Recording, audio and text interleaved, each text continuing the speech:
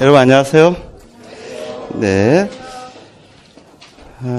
오늘 이제 3, 4, 5, 6월 이제 기출 강의랑 이제 기출 원전 그 강의에 대한 전체적인 개관을 좀 이야기를 하고요. 2018학년도 시험 문제에 대한 해설을 오늘 진행하도록 하겠습니다. 기본적으로 이번 3, 4, 5, 6월에 행해질 강의의 내용에 대해서 좀 우리가 좀 살펴보면요. 우리가 1, 2월에 이제 기초이론 강의를 했잖아요. 그죠? 예, 그리고 여러분 가운데 이제 그 기초이론 강의의 내용을 지난 1, 2월에 다 듣고, 운동 생리학이랑 운동 역학, 내용에 대해서 기출 원전 2권을 우리가 살펴봤죠? 예, 상당히 많은 양의 내용이었을 텐데 잘 따라와줘서 고맙습니다. 잘 따라와줬나요? 네. 혹시 나만 믿고 있는 거 아니에요? 그렇게? 예, 잘했을 거라고 믿고요. 1, 6월 강의 내용이 상당히 많아서 그 전체적인 강의의 양만 해도 한 180시간 이상이 됐었을 테니까 상당히 그 스트레스를 많이 받았을 거라고 생각이 들고요. 그와 같은 기초 이론에 대한 기본적인 백그라운드를 바탕으로 해서 3, 4, 5, 6월에는 기출 문제와 또 다른 내용학 파트와 교과 교육학 파트에 대한 기출 원전 강의가 이제 같이 이루어질 거고요. 그러면서 또 작년 시험 또 재작년 시험 이런 것들을 보면 최근에 스포츠 지도사 시험에서 나왔던 내용들이 또 우리 임용 시험에도 출제되는 경향이 있어서 기출 문제에 스포츠 지도사 문제까지 이제 같이 살펴볼 거예요. 그래서 여러분이 이제 기본적으로 이번에 3월부터 6월 사이에 강의 동안에 여러분이 또 1, 2월에 연락 들었던 것 같이 이제 강의 내용이 이제 어떻게 될 것인지를 먼저 좀 살펴보면 기본적으로 여러분이 2017학년도에 부터 이전 까지의 기출 문제에 대해서는 여러분이 인터넷 강의로 먼저 이제 수강을 계속 이제 지속적으로 하셔야 되고요. 2018학년도 기출 문제는 제가 직강을 하게 되고 이것이 또한 더해져서 인강으로 다 제공이 되게 됩니다. 그 다음에 이 2018학년도 기출 문제에 대한 해설이 끝나고 나면은요, 스포츠 지도사, 시험에 대한, 기출 문제에 대한 해설 강의가 이루어집니다. 그래서 이제 스포츠 지도사 기출 문제는, 여러분이 많이 알고 있는 스포츠 교육학이라고 하는 명칭으로 거기 들어가 있는 부분도 그 안에 있고요. 그 다음에 운동 역학, 그 다음에 운동 생리학, 그 다음에 스포츠 사회학, 그 다음에 스포츠 윤리, 그 다음에 한국 체육사. 스포츠 지도사에는 세계 체육사 파트는 없고요. 한국 체육사 파트가 있는데 한국 체육사 파트에 있는 내용들이 또 우리 시험 영역의 체육사 안에 작년 시험에 편력이라든가 또는 화랑도와 관련되어 있는 어떤 내용들 이런 것들이 출제됐죠. 그럼 이제 그런 것들이 다 그 안에 포함되어 있어서 이 스포츠 지도사 시험 문제 안에서 또 우리가 시험에 나올 수 있는 부분, 또 작년에 또 생리학에서 PNF 이런 문제가 나왔는데 그런 것들이 또 스포츠 지도사에서는 유연성 트레이닝 프로그램 가운데서 상당히 여러 번 출제가 됐거든요. 예, 그런 것들을 살펴볼 거예요. 근데 왜 스포츠 지도사 시험 문제가 새삼스럽게 임용시험에 출제되느냐라고 우리가 의아해할 수도 있는데, 별게 아니죠. 뭐냐면 그냥 영역이 같으니까 출제되는 겁니다. 그러니까, 예를 들어서 우리 임용에서 관성 모멘트의 개념을, 역학 파트에서 공부를 하고 또 그런 것들이 이제 시험에 나온다 하면, 스포츠 지도사의 운동 역학 문제에도 그런 그 관성 모멘트 관련된 내용이라든가 하는 문제가 다 나오는 건 당연하겠죠.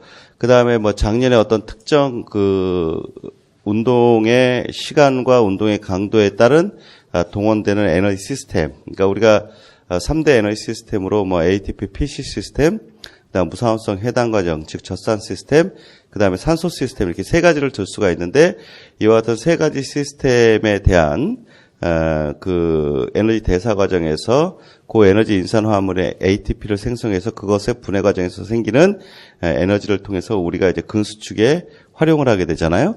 그럼 그런 내용들이 그 에너지 원 관련된 게 꼭 임용에서만 다루는 것이 아니라 스포츠 지도사의 운동 생리학 시험에서 당연히 다루어지는 거죠. 그러니까 시험이 뭐 임용 다르고 뭐 스포츠 지도사 다른 건 아닌데 그 과정에서 작년에 PNF 같은 경우 상당히 이제 의외의 문제가 사실은 나온 건데요.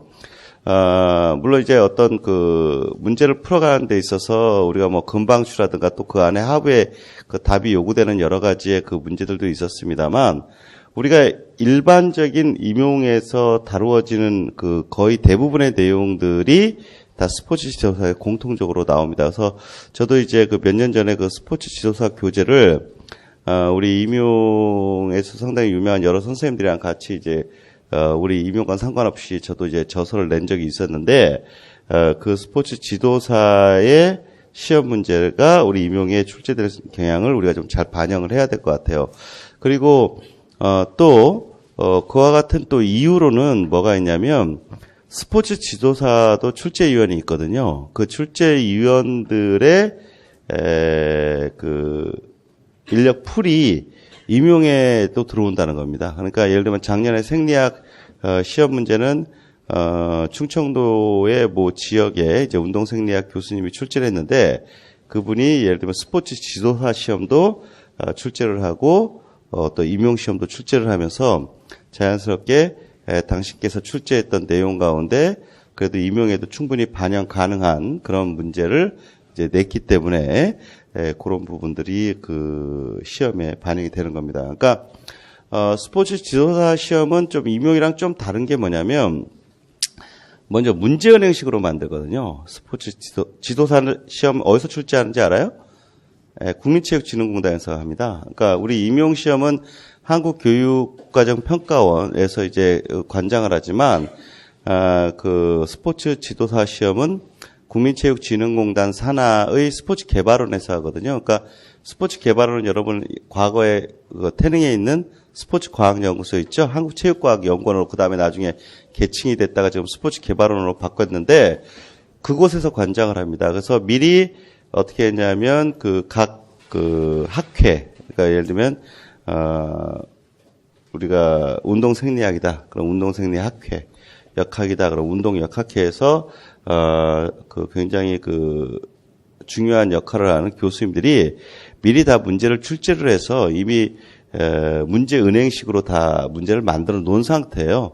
그 만들어 놓은 문제 중에서 해당 시험의 난이도에 맞게 임의로 예를 들면은 랜덤으로 문제를 출력을 합니다. 그래갖고 그 문제에 대한 것을 이제 출력된 그러니까 한마디로 이렇게 꼭 로또 번호 돌리듯이 예를 들어서 뭐 근육계 쪽에 여러 몇십 문제가 있고 예를 들면 신경계에 몇십 문제가 있고 순환계에 몇십 문제가 있으면 그 문제를 막 이렇게 돌린다고요. 그래서 거기서 뽑기 하듯이 뽑아져 나온 문제를 검토위원들과 함께 전체적인 문항의 난이도를 검토를 한 다음에 그 스포츠 지도사 시험을 볼 대상자들의 수준에 맞다라고 판단이 되면 출제를 하거든요. 그러니까 이미 문제랑 답이 이미 결정돼 있는 굉장히 광범위한 문제은행에서 스포츠 지도사 시험을 출제를 하게 됩니다. 그러니까 스포츠 지도사 시험은 임용시험이랑 출제의 방식이 매우 다르다라고 얘기를 할 수가 있죠. 그러니까 임용시험은 해당 시험에 관련돼 있는 출제위원을 위촉한 다음에 우리는 보통 8명 정도가 출제가 들어가거든요. 그랬을 때 이제 교과 교육학 쪽에 출제위원들이 한 2명 정도 들어가고 출제위원장이 1명 들어가는데 그분이 이제 포함하면 교과 교육학은 한 3명 정도가 출제가 들어가고요.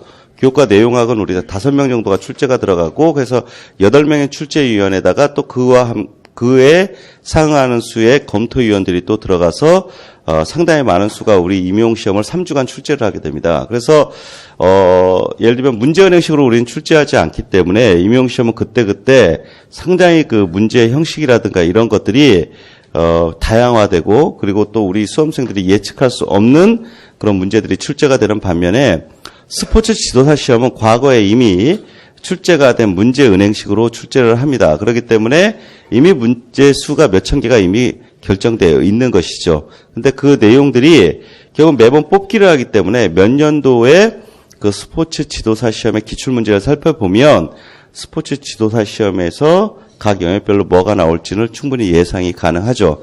그러다 보면 자연스럽게 그 PNF 문제 같은 경우가 기출대 그 시험 문제에 보면 여러 번 출제된 것을 확인할 수가 있습니다. 왜냐하면 운동생리학의 그 스포츠 지도사 시험은 영역별의 그 구분이 우리 그 임용보다는 좀 단조로워요. 그래서 아무래도 그 운동생리학을 스포츠 지도사 시험에서 하는 이유는 뭐냐면 그 스포츠 지도사 중에 뭐 바디빌딩을 한다든가 또는 어떤 각종의 그 트레이닝과 관련돼 있는 스포츠 지도사로 나가려고 하는 분들한테 시험을 묻기 때문에 이론적인 부분을 굉장히 강조하기보다는 예를 들면 근력 트레이닝, 근지구력 트레이닝, 유연성 트레이닝, 순발력 트레이닝 이와 같은 트레이닝 쪽에 관련돼 있는 내용들을 많이 묻게 됩니다. 그러다 보면 유연성 트레이닝 프로그램 하면 뻔하거든요.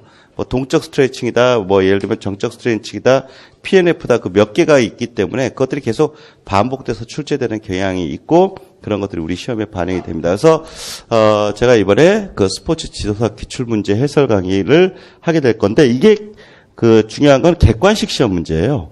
예, 그러니까 우리 임용은 주관식 시험인데 스포츠 지도사는 OMR로 이렇게 딱딱딱딱 해서 이제 객관식 시험으로 출제가 되기 때문에 이 내용은 객관식 시험의 형태를 갖고서 여러분한테 그 해설 강의가 이루어질 겁니다. 그 다음에 또 중요한 거는 2017학년도 이전부터 2002년도까지 한 16년에 걸쳐 있는 기출 문제에 대한 강의에 대한 거는 영역별로 일단 이루어질 텐데 영역별과 연도별로 이루어지는 가운데 작년까지 제가 교재로 썼던 이 중등체육 임용고사 기출 문제집이라고 하는 이 책의 내용을 갖고서 기출 문제 강의가 이루어졌거든요. 그래서 여러분이 인강으로 들을 부분은 바로 방금 전에 보여드렸던 이 책 아마 구입을 하셨죠? 예, 인터넷 강의로 듣는 분들도 아마 구입을 하셔야 될 것 같은데 이 강의 내용으로 기출 문제가 될 것이고 2018 학년도의 기출 문제는 직강으로 이루어지면서 지금 여러분 유인물로 받으셨죠? 그죠? 예, 그 유인물로 이제 강의가 될 겁니다. 그러니까 이쪽은 교재로 이루어지고 이거는 유인물로 이루어지고 그 다음에 스포츠 지도사 문제도 유인물로 이루어질 겁니다. 그러니까 요거를 여러분이 그냥 해당 그 학원에 오셔갖고 자료를 수령하신 다음에 강의를 들으시면 돼요. 인강 듣는 분들은 그건 출력하셔서 하시면 되고요. 그 다음에 이걸 이제 쭉 하는 가운데 제가 이번에 또 뭘 할 거냐면 기출 문제 있잖아요. 기존에 기출 문제를 응용해서 여러분한테 모의고사를 볼 거예요. 예. 그러니까 어떻게 하냐면 중간중간 여러분이 계속 지속적으로 인강을 듣겠죠. 뭘 들을 것 같아요? 내가 내내 설명했는데 2017년 이전에 모든 연도의 문제를 인강으로 듣겠죠. 그죠? 들어야 하죠? 또 2018학년도 오늘 이루어지니까 또 당연히 들었겠죠? 그러면 그 문제들을 응용해갖고 모의고사를 제 계획으로는 2주마다 한 번씩 볼 거다 이런 얘기입니다. 그냥 가만히 놔두지 않겠다는 거예요. 예. 그래서 그 문제를 예를 들면 우리가 실제 시험에서는 전공 A와 전공 B 해서 90분, 90분에서 180분 총 3시간을 임용시험을 보는데 그 모의고사는 그 정도의 시간을 갖고 하지는 않고 1시간 정도에 여러분이 충분히 풀 수 있는 그런 분량으로 해서 실제 시험과 같이 뭐 전공 A 40점, 전공 B 40점 여러분이 너무 스트레스를 받을 테니까 어차피 하반기에 여러분 스트레스 받을 거거든요. 문제풀이랑 모의고사반에서 스트레스를 받을 거니까 백신 맞듯이 그것의 한 절반 정도 분량을 갖고서 여러분이 시험을 풀 수 있도록 할 겁니다. 그래서 모의고사 보기 전에 제가 공지를 할 거예요. 그래서 다음 주에 여러분 모의고사를 볼 겁니다. 그러면 그때는 여러분이 여기 그 강의장에 우리가 강의를 10시부터 하죠? 그죠? 근데 10시부터 하지 말고 9시에 오세요, 9시. 알았죠? 예, 9시에 오셔갖고 또 그 이전에 오셔도 됩니다. 그 이전에 오셔서 그 시간부터 시험을 볼 겁니다. 그래서, 9시부터 한 10시까지 시험을 보고, 그 다음에 한 10분 정도 좀 쉬시고, 그 다음에 그 내용에 대해서 저랑 같이, 공유를 하고 해설 듣고, 한 다음에 또 그 해당 날에 커리큘럼에 맞는 내용을 진행을 하게 될 거예요. 알았죠? 네. 예, 그러니까 그때 예를 들어서 뭐 실제 모의고사도 아닌데 뭐 대충 보지 하면 어떻게 되냐면 떨어지는 거죠. 예, 왜냐하면 시험이라고 하는 형태를 대충 본다 그럴 수는 없죠. 그죠? 예, 그리고 있는 시험을 과거의 기출문제랑 똑같이 내면은 아무 의미가 없죠. 예, 그러니까 예를 들면 어떤 출제된 문제를 약간 뒤틀어서 그 다음에 또 그 문제가 약간 응용돼서 또는 문제가 이렇게 나왔다면 또 다른 형태로 나온다면 또 어떤 식으로 나올 수 있는지를 고려를 해서 그 문제를 다 낼 거니까 그냥 단순히 답을 외워갖고 쓴다 이렇게 생각하지 마시고 그 모의고사라는 틀 그러니까 틀은 모의고사 할 때 아마 여러분한테 형성평가 같은 느낌을 갖게 되겠죠. 예, 계속적으로 이병에 대한 기출 강의를 듣는 가운데 그 해당되는 내용을 교육학과 내용학에 전체적으로 걸쳐서 이제 낼 거니까 여러분들이 그에 맞춰갖고 자신이 동기부여를 받는다 이런 느낌으로 하시면 되지 않을까 이런 생각이 들거든요.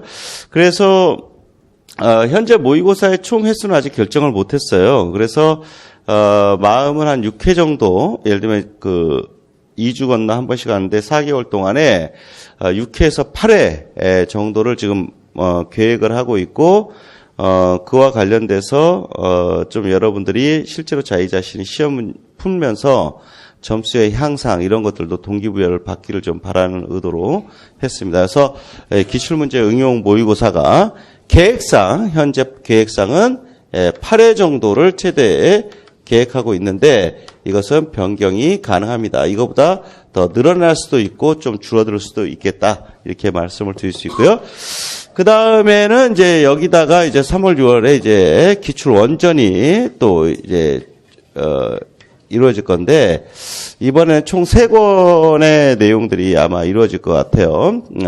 그래서 먼저 이제 체육 측정평가, 체육 측정평가에 대한, 내용들이, 이루어지는데, 체육 측정평가는, 오늘 무슨 책 영업사원 같은데, 도서출판 레인보우 북스의 체육교사와 스포츠 지도자를 위한 체육 측정평가라고 하는 내용이 여기서 이제 나오게 될 겁니다. 그래서 이기봉 선생님의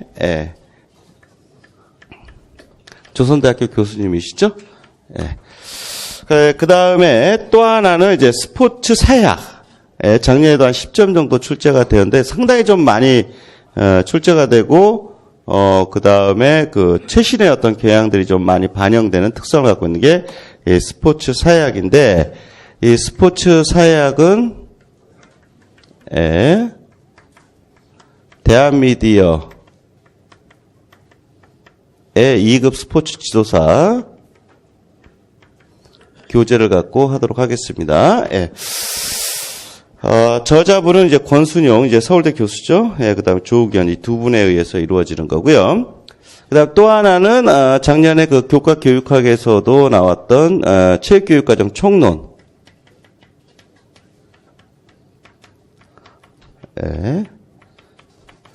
여기 가까운 중앙대에 재직하고 있는 유정혜 교수의,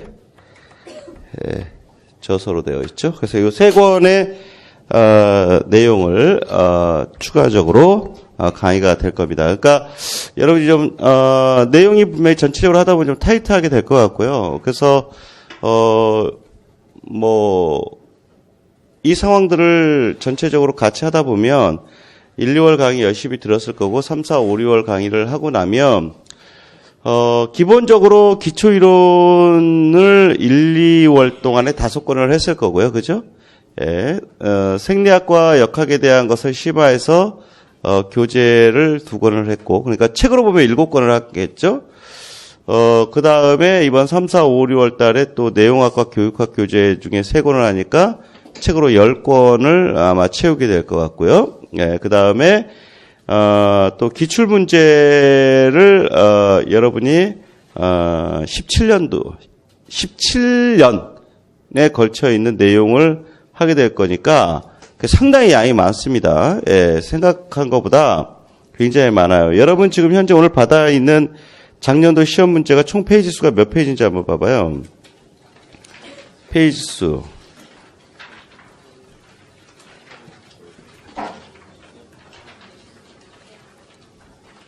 몇 페이지인가요? 14장? 14페이지? 예. 14쪽이잖아요? 그러면 이게 14쪽 같은 경우가 예를 들면은 물론 이제 연도마다 좀 쪽수가 좀 다르긴 합니다만, 한 17년에 걸쳐서 있는 양이라고 하면은 꽤 많겠죠? 예, 거의 200쪽 가까이 될 겁니다. 그리고, 내용이 하나하나가 그냥 문제에 대한 답은 뭡니다 라고 끝나는 게 아니라 각각의 내용에 대한 것을 일단 답을 살펴보고 그 답이 나오는 과정을 또 살펴보고 또 그 문제가 어떠한 함의를 품고 있는지 또 이런 문제가 나왔으므로 이게 응용되면 어떤 식의 문제가 또 추가적으로 나올 수 있는지 이런 것들을 이게 두루 살펴보게 되거든요. 그래서 그 기출문제 하다 보면 한 문제를 갖고 1시간 동안 강의하는 경우도 있습니다. 예, 그렇기 때문에 기출문제는 실제로 양도 많을 뿐더러 해설도 매우 풍부하다. 예, 그래서 실제 그 강의의 양이 여러분이 생각한 것보다 훨씬 많습니다. 그래서 그 강의를 아마 듣고 나면 우리가 기출문제라는 것이 그렇게 녹록치 않구나라는 느낌을 아마 받게 될 거예요. 근데 그만큼 잘 공부할수록 여러분의 실력은 쑥쑥쑥 올라갈 거니까 믿고 따라가시면 되겠고요. 근데 이제 거기서 조금 여러분한테 제가 좀 부탁드리고 싶은 부분이 이게 지금 인강으로 이루어지는 2017학년부터 이전 기출문제가 교재로 하잖아요. 그죠? 아까 이렇게 교재로 이제 진행을 하는데 이 교재는 이게 영역별로 이루어지거든요. 영역별로. 그러니까 그 교재를 한번 펴보세요. 펴보면 처음에 예를 들면은 교과 교육학 파트부터 시작을 하나요? 내용학부터 하나요? 역학, 예, 그러니까 자연과학하고 인문과학하고 이렇게 제가 나눠놨죠. 그래갖고 자연과학 파트 쭉 하고 그 다음에 인문과학 파트 쭉 하고 이렇게 되어 있는데 이게 하다 보면 이게 영역별로 되어 있기 때문에 1년차, 2년차의 어떤 그 기출 문제라고 하는 틀로 하나의 모의고사화 시켜서 보면 좀 한계가 있겠죠. 그렇죠. 왜냐하면 지금 유인물 보시면 1번, 2번은 예를 들면 교과 교육학의 체육교수법 파트가 출제되고 맨 마지막에 또 논술 문제 또 교과 교육학이 있고 그 사이에는 많은 내용학의 문제들이 있는데 영역별로 살펴보면은 하나의 시험 문제에서 무선적으로 출제된 모의고사의 틀을 이해할 수가 없기 때문에 여기다가 여러분한테 부탁드리고 싶은 건 뭐냐? 반드시 연도별로 모의고사를 출력을 하세요. 예. 그래서 이 연도별 모의고사를 반드시 웬만하면 B4 사이즈로 출력을 해갖고 이것을 바인더 혹은 여러분이 분철을 하셔라. 예. 이거는 여러분이 각자 하셔야 됩니다. 그러니까 예를 들어서 2018학년도 거는 오늘 이렇게 제가 예시로 이렇게 보여드리면 2018학년도 같이 2017학년도, 2016학년도, 15학년도를 순차적으로 다 출력을 한 다음에 이것을 혹시 그 B4 30 바인더 갖고 있는 사람 있나요? 아, 있어요? 예. 여기 뭐 짜고 하는 것 같네, 고? 예. 예. 감사합니다. 예.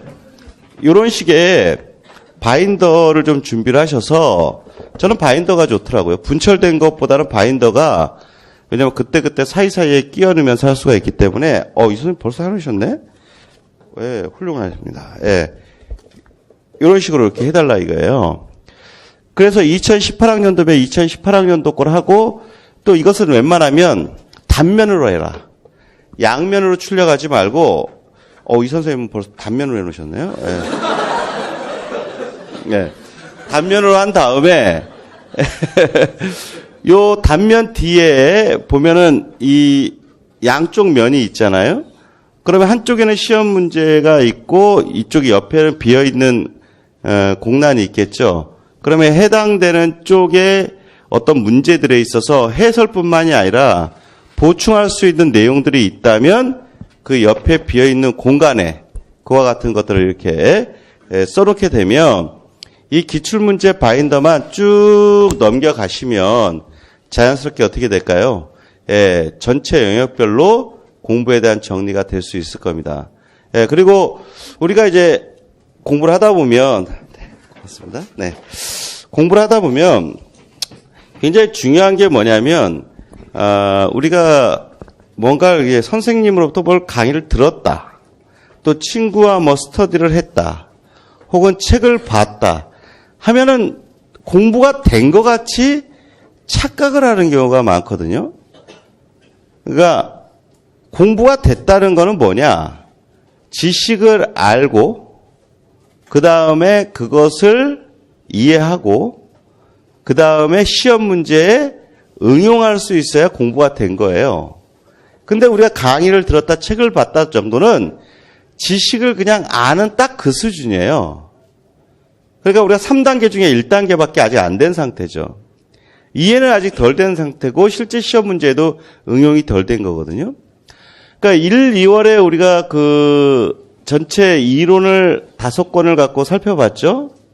그 5권에 대한 내용을 제가 여름방학 되기 전에 예를 들어 한 7번 정도는 목표로 삼고 충실하게 봐달라 이런 거를 1, 2월 때 계속 얘기를 했는데요. 그렇게 5권의 기초 이론서를 충실하게 공부한다는 것은 정말 안다는 거예요.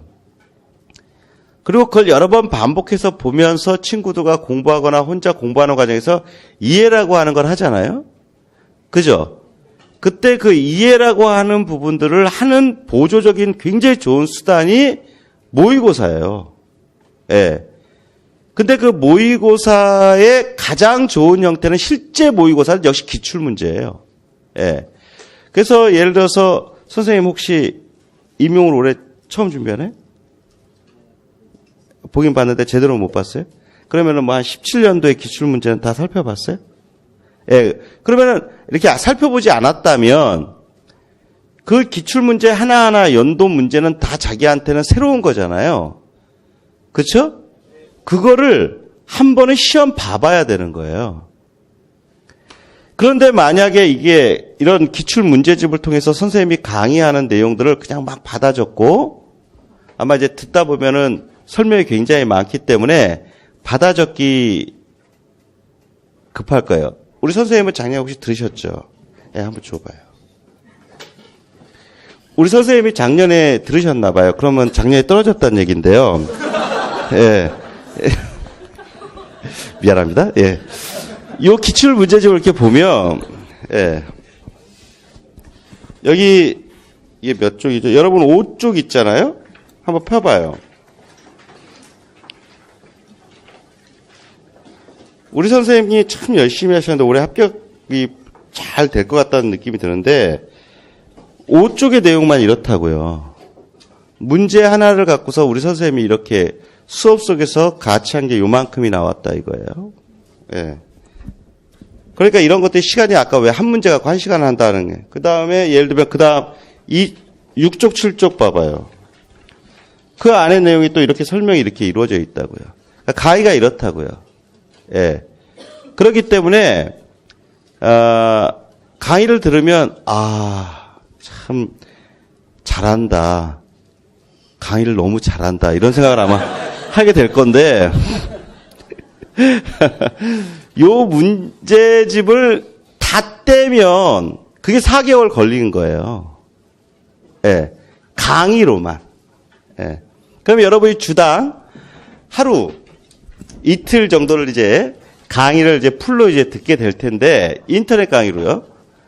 그걸 다 들었을 때 이 문제집에 저런 식으로 선생님과 같이 이쁘고 잘 정리되고 이해할 수 있게 그걸 써놓는 겁니다.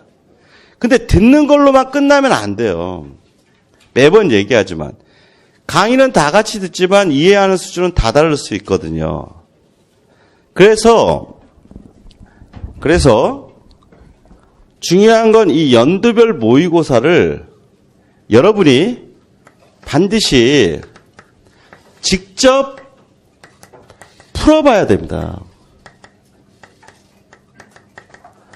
아마 그 기출문제 강의를 이 책으로 할 때 그때도 아마 제가 그 얘기를 아마 할 거예요. 그래서 작년에 공부했던 분들도 이 기출문제집으로 강의를 들으면서 연도별로 다 풀어봤다고요. 그러면 여러분이 계획을 한번 잡으셔야 돼요. 3, 4, 5, 6월이 있다. 그러면 한 16주 정도 되겠죠.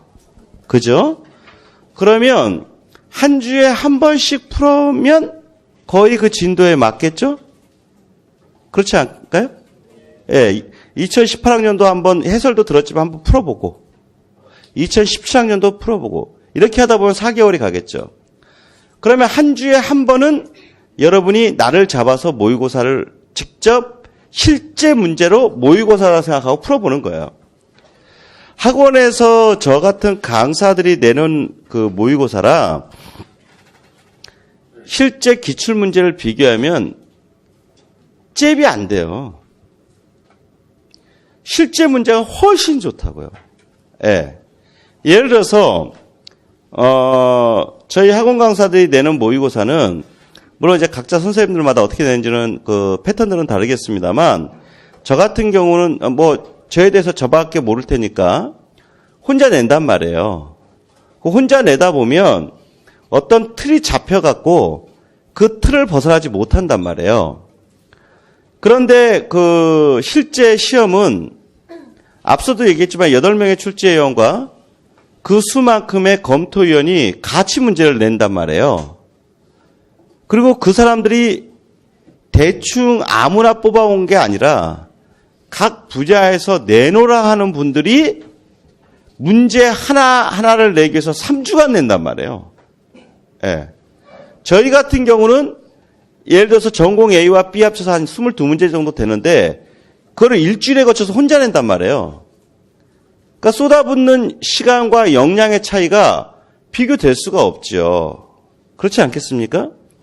앞에서 나불나불 떠드는 능력은 그분들보다 더 좋을지 모르겠어요. 그러겠죠.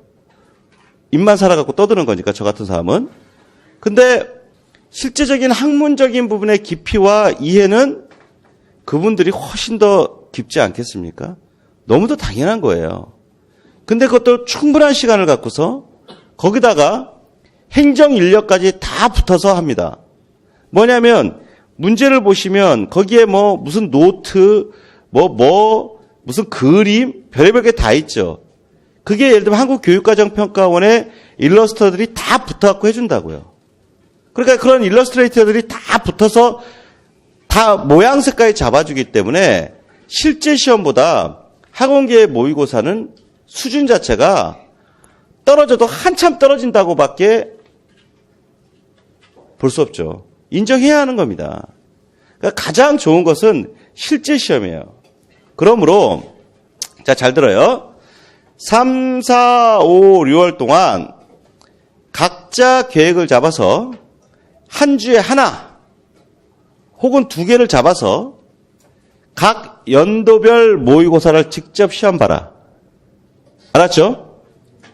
그러면서 그렇게 볼 때마다 그것을 아까 우리 선생님 저기 같이 이 B4에 제가 볼 때 30의 바인더가 굉장히 좋은 것 같은데 아마 몇천 원 할 겁니다. 예.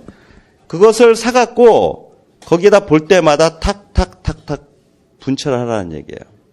알았죠? 그래서 그 안에다 다 잘라서 단면으로 그 안에다가 하나하나 넣어놓은 다음에 그 해당된 내용을 공부를 하는 거예요. 시험 보고 난 다음에. 그러면 해설을 듣고 다 하다 보면 답이 뭔지 이런 거 알 수 있잖아요. 그러면 여러분이 몇 점 정도 나오는지 한번 해보는 거예요. 예. 그다음 처음에 막 비참할 거예요, 점수가. 예. 그리고 또 자기를 속이면 안 돼요. 뭐냐면 답을 아니까 답을 쓴 것을 내가 안다라고 스스로한테 거짓말하지 말라 이거예요. 예. 예를 들어서 오늘 해야 할 내용 가운데 한국체육사에서 뭐 편력 대사례가 답이 아니고 뭐 편력이다.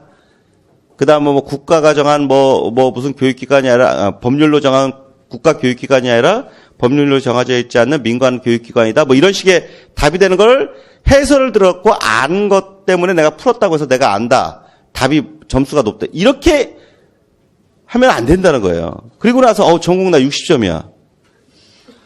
큰일 나는 거죠. 예. 1, 2월 강의 한번 듣고 나서 전공 60점 나올 것 같으면 우린 전공 커트라인이 79점은 나와야겠죠. 예. 그렇지 않거든요. 예. 그러므로 자신이 모른다 생각을 하고 풀어내야 돼요. 그럼 오늘 2018학년도 걸 공부하겠죠. 그럼 여러분 한번 다음 주 정도에 한번 모의고사 봐야 되겠죠. 스스로. 그럼 몇 년도 걸 갖고요?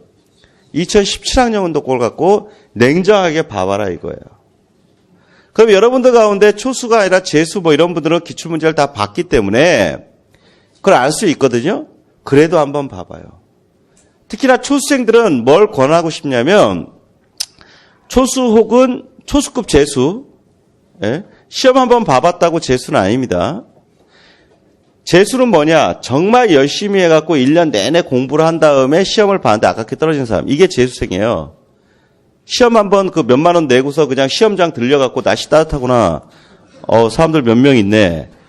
예를 들면 앞에 예를 들면 감독관은 몇 명이 오네. 이런 분위기 파악하고 오는 게 그거 한번 해고 왔다고 해서 재수생 아니라고요. 시험을 진짜 같이 봐봐요. 전공 A와 B를 각각 90분, 40분 휴식, 90분 한번 해봐요. 그러면 아는 게 별로 없으니까 금세 문제 풀 거예요.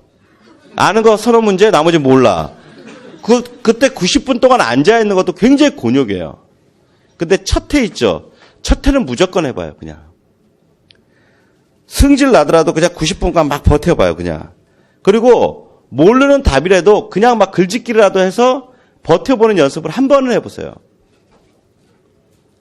그러면 90분, 40분, 90분 이렇게 하거든요. 그럼 3시간 40분 동안 한번 시험을 붙잡고 늘어져 보는 거예요. 그럼 또 어떤 식이 좋냐? 실제 시험 같은 시간에 한번 봐보는 게 좋아요. 실제 시험에서는 9시부터 일반 교육학을 해요. 10시에 일반 교육학이 끝나요. 1시간 동안. 40분간 휴식을 해요. 그럼 10시 40분부터 우리 전공이 봐요. 그거에 맞춰갖고 한번 해봐요. 그러면 막 배고플 거예요, 막. 배고파. 중간에. 그럼 막 그 배고플 때 약간의 요기도 좀 한번 해보고. 그러면서 오후 2시 10분 넘는 그 시간까지 버텨보는 연습을 한 번만 해봐라 이거죠. 한 번만. 매번 하면 그것도 열받아요. 모르는데 매주마다 무슨 무슨 고문도 아니고 그런 거 하는 것도 힘든데 한 번 해봐요. 제 말은 꼭 좀 따라줘요. 예. 여러분, 그때는 자기 고집을 피우지 말고요. 그냥 선생님 말을 좀 따라줬으면 좋겠어요. 어떤 사람들 보면 자존감도 없는 게 자존심만 센 사람들이 있거든요. 예? 스스로를 진짜로 존중하면서 열심히 하려는 마음은 없으면서 똥배짱만 있는 사람이 있다 이거예요. 에이, 씨발, 내가 알아서 할 거야. 그러지 마세요. 선생님이 여러분한테 권하는 거는 웬만하면 따라가세요. 굉장히 미안합니다. 여러분의 주체성이 있는데 무조건 따라가라는 식으로 이렇게 눌러버리는 것 같아서 미안하긴 한데 그냥 믿고 따라가세요. 예. 여러분이 합격하는 데 있어서 타협하지 할 수가 없어요. 뭐 여러분의 자율성을 막 함부로 훼손시키면서 그러려는 게 아니라 가끔은 여러분들이 잘 몰라서라도 자신의 고집? 이걸 필 수가 있잖아요. 근데 한 번만 해보고 나면 선생님이 왜 그렇게 하라고 했는지를 알게 될 거예요. 시험을 3시간 40분 동안 전공에 몰입한다는 게 그게 쉽지 않아요. 또 3시간 40분 한번 해보면 이상하게 전공 A 때는 좀 집중이 되다가 전공 B 쪽으로 가면 굉장히 집중력이 떨어진다는 것도 자기가 느껴봐야 돼요. 그러다 보면 우리 수험생들이 전공 A에선 점수가 상당히 높게 나오다가 전공 B에서 거의 폭락하는 이유가 시험 문제의 난이도도 있지만 실제로 전공 B에서 굉장히 집중력과 체력이 받쳐주지 못하면서 실제 자신이 받을 수 있는 점수보다도 더 떨어지는 경우를 우리가 확인해 봐야 된다는 거예요. 자기 자신이. 그렇다라고 하면 최소한 시험에서 여러분 실제 시험 장에 잘 생각해 봐요. 일반 교육학 1시간, 전공 3시간, 시험만 4시간. 그죠? 휴식이 중간에 80분. 그렇죠? 그러면 5시간 20분이에요. 5시간 20분에 걸쳐서 쭉 밀고 갈 수 있는 집중력이 있어야 된다. 그러면 무조건 앉았다? 그럼 5시간 20분은 버텨낼 수 있는 힘이 있어야 된다. 강의를 듣는다? 그러면 최소 5시간 20분은 버텨내야 돼요. 예. 근데 여러분이 대학 강의 들을 때 그렇게 한 적이 없죠. 교수님들도 그렇게 안 하잖아요. 예. 근데 우리 강의하다 보면 어쩔 때는 진도가 상당히 밀려있거나 그러면 10시간, 11시간 이렇게 강의할 때도 있거든요. 버텨내야 돼요. 막, 죽겠어. 막 이러고 막 인터넷 하고 싶어. 카톡 하고 싶어. 뭔가 유튜브 보면서 하고 싶어. 스포츠 이벤트를 막 확인하고 싶어. 참아내고 가는 겁니다. 예. 배고파도 참고, 졸려도 참고, 딴짓하고 싶어도 참고, 최소한 대여섯 시간은 참을 수 있는 집중력. 이게 있느냐 없느냐. 이게 시험 때 굉장히 중요한 거예요. 그렇기 때문에 연도별 모의고사를 반드시 해봐라. 알았죠? 알았죠? 예, 자, 그래서 다시 한번 4개월에 걸쳐서 반드시 모든 연차별 모의고사를 다 풀어봐라. 그리고 또 하나 풀어볼 때는 반드시 이렇게 비포 사이즈로 풀어보세요. 예, 이제 인강 듣는 분들도 웬만하면 또 그럴 땐 돈 아까워요. A4 사이즈로 하면 얼만데 그냥. 그리고는 술 처먹는 데는 몇만 원씩 써요. 그러지 말고 항상 제가 얘기했죠. 자신의 공부에 이익이 되는 건 아끼지 마라. 예. 술 먹고 딴 거 할 거 돈으로 이거 하는데 몇천 원 안 해요. 아끼지 말고 하세요. 왜 비포를 하라고 그래요? 실제 시험 같은 사이즈에 맞게 풀어봐야 돼요. 괜히 A4 조그만 글씨에다가 풀어봐도 똑같잖아요, 내용. 누가 몰라요? 예? 그럼 손바닥만 하는데 A4에 2페이지씩 하지? 실제와 같이 해봐라. 실제와 같이. 예. 아끼지 말고. 알았죠? 예. 꼭 반드시 바인더나 분철을 하고 매주 연도별 모의고사 보고 알았죠? 예, 연도별 그 기출문제 꼭 하라는 얘기입니다. 실제 시간과 동일하게 한번 해봐라. 그 다음에 교재를 통해서 영역별로 잘 설명 들으면서 해봐라. 그 다음에 오늘 강의도 집중해서 좀 잘 들어봐라. 오늘 강의도 아마 생각보다는 그렇게 굉장히 길 것 같지는 않아요. 왜냐하면 작년 시험 문제가 어마어마하게 막 설명이 돼야 되는 문제가 아니에요. 네. 그 다음에 스포츠 지도사 기출문제 이 해설 강의도 나중에 하다 보면 이건 객관식이기 때문에 답들은 다 제가 몇 번 다 하면서 수업할 때 할 거예요. 그리고 또 여기 교재 있잖아요. 이 교재로 그 기출문제가 될 때 답이 없어요. 우리 교재의 특성은 답이 없습니다. 수업 때 제가 해설해주면서 답이 나오기 때문에 집중하면서 들어야 되고 들어도 답을 모를 때가 있어요. 예. 그거는 내 탓이 아니라 여러분 탓이에요. 예. 분명히 답을 얘기하면서 거기서 하는데 답을 놓쳐다, 해설하면서 답을 얘기하지 않을 거 아닙니까? 답을 얘기 안 할 리가 없잖아요. 예. 그거는 뭐냐면 순간적으로 해갖고 맛이 가갖고 놓친 거예요. 그러면 그때 그냥 바로 지나가지 말고 다시 리플레이해서 꼭 확인해라. 제가 이 답을 왜 안 달았다고 했죠? 답을 다는 순간 우리 수험생들이 그냥 답을 외워버린다고요. 예.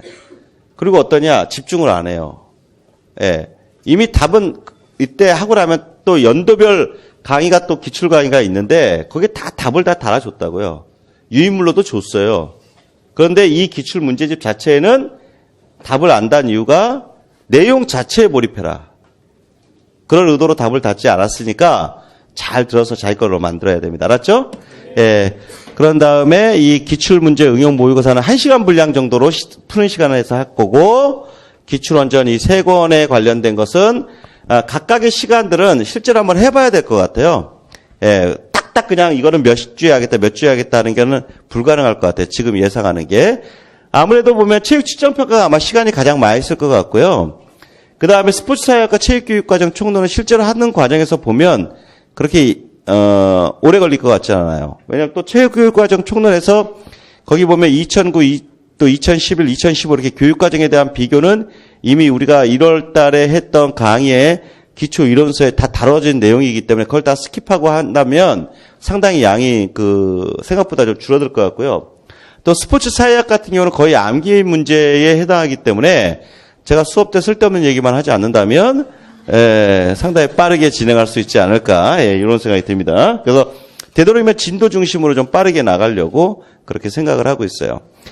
그래서 수업을 하는 가운데 여러분들한테 최대한 도움이 될 수 있는 방향으로 저도 노력을 할 테니까 여러분들 좀 열심히 좀 잘 따라주셨으면 좋겠습니다. 그러니까 서로 약속할 수 있을까요? 네. 자, 그러면서 이 교재들에 대한 내용은 다 끝내고 여러분이 또 아침 일찍 또 움직이니까 시장 하시죠? 그죠? 예. 그래도 계속 진행을 그냥 할게요. 먼저 이제 여러분 요 유인물을 한번 봐볼까요? 예. 출제 영역 및 출제 내용 요소 또 기출문제 출제 분석표라고 하는 거랑 갖고서 점심시간 이전까지 쭉 밀고 한번 가도록 하겠습니다. 지금 이 내용을 좀 보시면 이게 1999년부터 2018학년도에 걸친 전체적인 문제 출제와 관련되어 있는 것들을 좀 제가 표로 정리한 건데, 여러분 유인물에 1쪽, 2쪽에 보면 출제 영역 및 출제 내용 요소 있죠? 있죠? 예, 거기서 여러분이 3쪽까지 걸쳐 있는 요 내용이 뭐냐면, 여러분이 임용시험을 볼 때 각 영역별로 어디서 낸다라고 하는 것을 교육과정 평가에서 정리한 거예요. 그러니까 이 부분을 한번 우리가 같이 한번 숙지해 볼 필요가 있겠어요. 그러니까 이것은 이제 올해 강의 전에 설명회 때에도 자료 안에 있는데, 그때는 이제 자료로 그냥 배포만 했고 학생들이 그냥 이런 게 있나 보다만 알고 끝냈을 것 같아서 제가 좀 요 안에 담겨있는 함의를 좀 같이 좀 공유하려고 합니다. 자, 먼저 이제 교과교육학 파트를 한번 보시면요. 이쪽입니다. 체육교육론이라고 하는 게 기본 이수 과목 및 분야로 이렇게 되어 있습니다. 그래서 여러분이 사범대학 체육교육과를 나왔다면 해당 대학에서 이 체육교육론이라는 이름 하에서 여러 파트가 이제 교육이 됐을 거예요. 또는 여러분이 교육대학원을 나왔다면 또 마찬가지였고요. 먼저 이제 체육교과교육에서는 뭐뭐 했냐면 체육교육의 개념과 가치, 그 다음에 20세기 체육교육의 발전, 또 21세기 체육교육의 동향 나오죠. 거기다 보면 20세기 체육교육의 발전 부분이 시험에 참 많이 나오는 거예요. 그래서 이 20세기 체육교육과 관련돼서는 우리 체육에서는 신체교육에서 신체를 통한 교육 쪽으로 넘어가고, 우리가 체육사적으로 보면 신체육이라고 하는 개념이 나오면서 이것이 체육 철학적으로 가보면 심신 이원론적 관점이 심신 이론론적 관점으로 이제 넘어가고요. 또 신체와 관련되어 있는 경험적인 측면이 상당히 신체가 주체가 되는 이런 경험, 이런 것들이 굉장히 중시되는 시기가 바로 이 시기부터 나오기 때문에 이 체육 교과 교육에서 20세기 체육 교육의 발전, 이런 부분이 상당히 이제 중요하게 됩니다. 그 다음 이제 두 번째 평가 영역이 체육교육 과정이죠. 거기 보면 체육교육 과정의 역사와 변천 이렇게 돼 있죠. 그러니까 우리나라의 체육교육 과정과 관련된 게 시험에 많이 나옵니다. 그래서 예를 들어 우리나라가 일제시대 이전 이럴 때는 별로 이제 시험에 관련이 없고요. 그건 이제 체육사 쪽에서 다루는 거고, 교과 교육학에서는 우리가 이제 해방 이후 교수 요목기에서 1차, 2차, 3차, 4차, 5차, 6차, 7차 교육과정까지 하고 그 다음부터는 8차 9차란 말을 쓰지 않고 그 교육과정이 크게 개정된 해 연도를 따라서 2007년 개정 체육과 교육과정, 2009 개정 체육과 교육과정, 2011 개정 체육과 교육과정, 2015 개정 체육과 교육과정 이렇게 불리거든요. 그러면서 이제 여러분 시험 때는 2015 개정 체육과 교육과정, 그 다음 그 이전에 2009와 2011의 개정 체육과 교육과정과 이렇게 비교하고 또 여러분 때는 이제 특히나 작년 선배들이라든가 이런 분들은 이 두 개를 굉장히 비교하는 쪽에 굉장히 초점을 맞췄다면 여러분 때는 이제 2015 개정 체육과 교육과정의 강론 내용에 이제 초점을 맞춰 나오게 될 겁니다. 그러니까 나중에 이제 우리가 공부하면서도 우리가 알고 있지만 총론과 강론이라는 게 있죠. 그러니까 총론이라고 하는 것은 우리 체육교과뿐만 아니라 모든 교과에 걸쳐서 공통적으로 개정되는 어떤 지침들을 총론이라고 얘기를 하는 거고, 강론이라고 하면 체육이다, 또는 음악이다, 또는 수학이다, 이런 해당 교과에 맞는 그 해당 교육과정을 뭐라고 하냐면 우리가 강론이라고 얘기하거든요. 그래서 여기 체육교육과정의 역사와 변천에서 작년 시험 문제도 이와 같은 것들이 나왔죠. 그래서 2007, 2009인가 그 다음에 2015인가 이렇게 세 개를 아마 비교했던 그런 내용들이 이런 역사적인 측면에서 나오고요. 그 다음에 이제 체육교육과정의 사조와 모형 나오죠. 여기 제목은 간단합니다만 해당되는 데는 굉장히 많은 내용이 있죠. 그 사조에는 5대 사조가 있죠. 그죠? 내용수단 사조부터 생태통합사조까지 5가지의 사조가 있고요. 그 다음에 모형. 여기서 이 모형은 수업 모형이 아니라 교육과정 모형입니다. 뭐라고요? 교육과정 모형. 그래서 이 교육과정 모형에는 움직임 모형이 있고 그 움직임 모형이 업그레이드된 학문 중심 모형이 있고요. 그 다음에 발달 모형이 있고 이것이 업그레이드된 인간 중심 모형이 있고 그 다음에 스포츠 교육 모형이 있고 체육 중심 모형이 있고 개인의미 축구 모형이 있거든요. 그래서 이와 같은 7가지의 기본적인 교육과정 모형에 대한 내용들이 시험에 또 나오게 됩니다. 그래서 각각 해당되는 교육과정, 체육교육과정마다 예를 들면 움직임 교육과정 모형에서 체육교사의 역할은 무엇인지, 또 움직임 교육과정과 관련돼서 예를 들면은 라반이 제시하고 있는 움직임의 개념틀은 어떻게 되는지 이런 것들이 다 시험에 여러 번 출제가 되니까 그런 것들을 우리 1, 2월 강의에 다 들었잖아요. 그러니까 그런 부분들을 좀 잘 봐놔야 돼요. 그러니까 이런 어떤 그 평가 내용 요소에 맞춰 갖고 우리가 그 이론서에서 다 공부를 한 건데 중요한 거는 바로 이런 뭐 여러 가지 문제를 한다 뭐 한다 하면서 가장 중요한 건 이론의 내용을 배우지 않았다면 기출문제는 공허해요. 그러니까 반드시 이론을 배우고 이 기출문제를 봐야 돼요. 그러니까 혹시나 여러분 가운데 저는 뭐 다 이제 어느 정도 이론을 배웠다고 생각을 하고 지금 기출문제 강의를 하게 될 텐데 혹시나 기초이론이 아직 공부가 안 됐다라고 하면 빨리 기초이론과 같이 병행해라. 병행해서 공부를 해달라. 그리고 그 기초이론은 꼭 제 걸 안 들어도 됩니다. 예, 어떤 다른 분의 강의를 들어도 상관이 없으니까 기초이론을 꼭 공부를 하시고 문제를 봐야 된다. 알았죠? 예. 그래서 제가 좀 자연스럽게 사조와 모형 얘기하면서 5대 사조가 있죠. 그 다음에 교육과정 모형이 있죠. 라고 얘기하고 있잖아요. 사조는 내용수다 사조가 있고, 내용수다 사조에서는 예를 들면 원천이 교과에 책정을 마치고, 자아실현 사조는 뭐 원천이 뭐 개인이고, 이렇게 설명 안 합니다. 왜 안 해요? 1, 2월에 했으니까. 당연히 알아야 하니까. 라고 전제하고 하는 거예요. 그러면 여기 계신 분들이, 난 5대 사조를 모르는데, 또는 교육과정 모형이 모르는데, 그거 빨리 따라와라. 예. 그분만을 갖고서 따로 커리큘럼을 2개월 전으로 돌릴 수가 없기 때문에, 예. 선생님, 5대 사조 순서대로 웬만하면 외우라고 그랬죠. 외워봐요. 선생님은 내가 1, 2월 때 봤으니까 얘기하는 거예요. 갑자기 얘기하려니까 당황스럽죠. 저 봐봐요. 시험이 그렇습니다. 시험 문제 갑자기 보는 거예요. 물론 감독관이 이제 문 열고 들어와서 아유 수고하세요. 안녕하세요. 아유 저도 뭐 몇 년 전까지 임용고사 봤는데 아유 고생 많습니다. 자 이제 책 다 넣으시고요. 자 곧 시작할 겁니다. 다 책 넣으시고요. 하면서 탁 노란 봉투 대봉투 탁 뜯을 때 우리 존나 긴장해요.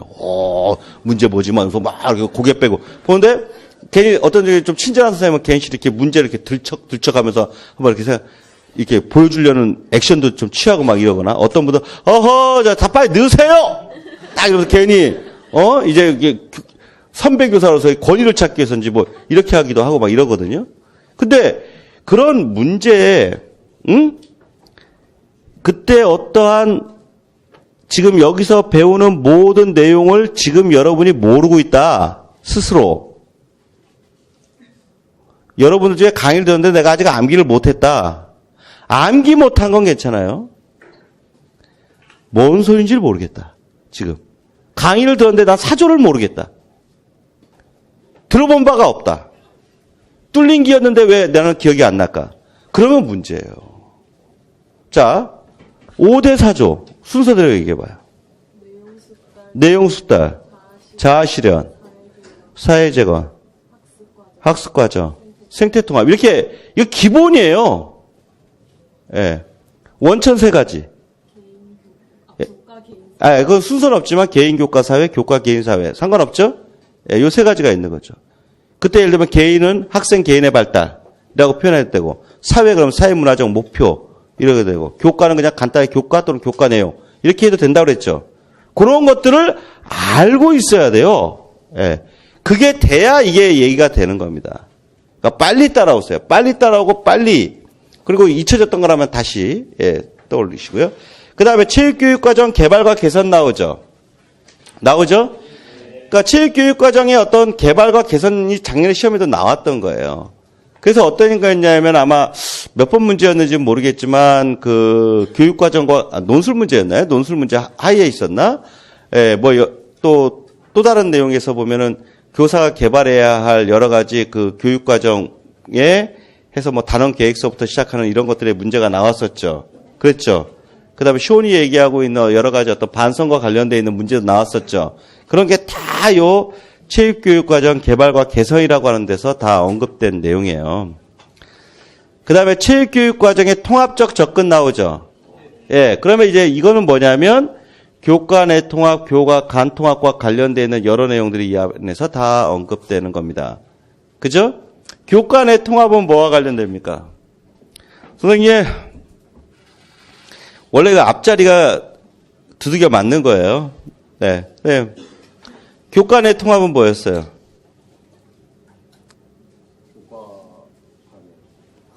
교과 내 통합은 뭐고 교과 간 통합은 뭐예요?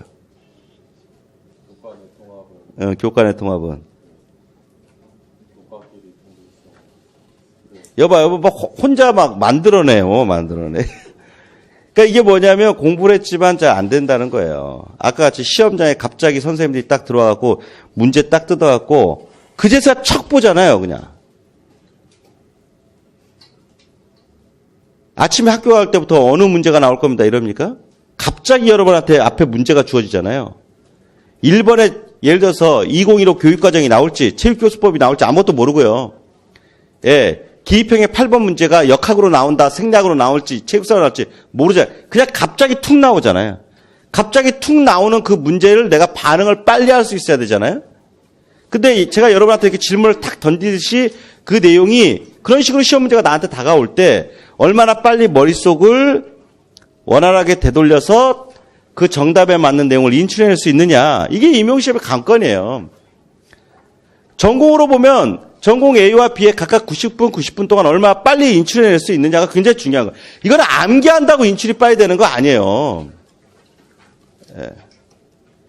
내용에 대해서 전체 부분이 이해가 돼 있어야지 인출이 빨리 된다고요. 예. 시험 문제는요. 여러분 실제 시험 문제를 보면은 어떤 문제는 5초도 안 돼서 푸는 문제 있어요. 탁탁탁탁탁. 이건 기분 좋죠. 예? 그런 문제는 여러분 시험에서 몇 문제 안 돼요. 그리고 그런 문제는 내가 그렇게 빨리 인출해내잖아? 남도 어떨까? 그래, 남도 그래.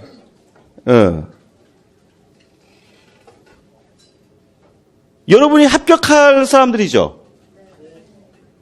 합격할 사람이죠?